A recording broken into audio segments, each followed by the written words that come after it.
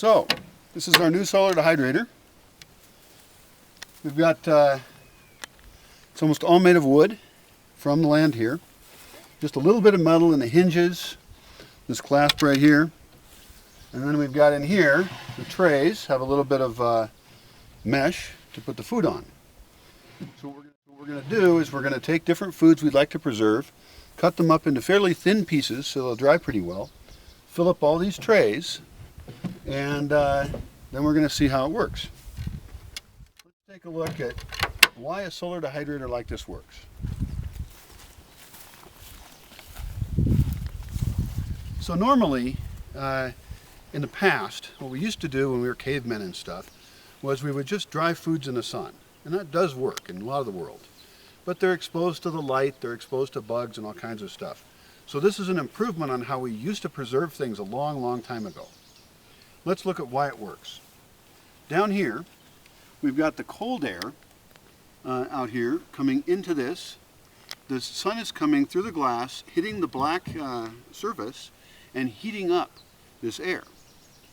Well, it's an interesting thing to understand is that cold air actually holds less moisture than warm air. So as this air heats up, it moves up here, and it's thirsty air. It's looking to pick up moisture. So it enters into here through a screen and passes by the food.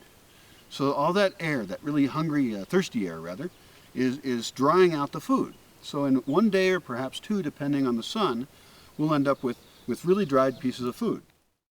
Now, why would we want to dry the food? Well, food preservation has a lot of advantages. One of them is you can move food from when it's cheap to when it isn't. So for example, right now mangoes are extremely cheap. You can buy them out of the back of a pickup truck. It's 30 pesos, no, it's 20 pesos for 3 kilos. So that's like $1.50 for about 7 pounds. So they're just about free. So in other parts of the year, they wouldn't even be available. So we buy them when they're cheap. We'll cut them into strips and put them in here. They'll dry out. Those dried mangoes are so sweet because they're nice and concentrated, and so we'll be able to eat those all the rest of the year. We can do the same thing for tomatoes. Tomatoes are very cheap during part of the year and very expensive during other parts of the year. So we dry those tomatoes out. We might pack them into some olive oil or something, and all the rest of the year we'll have these really great tomatoes. So this whole system here ends up being a really easy to use thing with no moving parts hardly except for the door, that every day we could fill it up and be doing a lot of food dehydration. One question is, well, what do we do when there's no sun?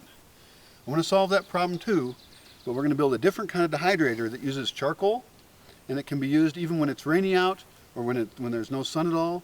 We can use it under a roof, and so we'll be drying things that way all year long. But that'll be in another video.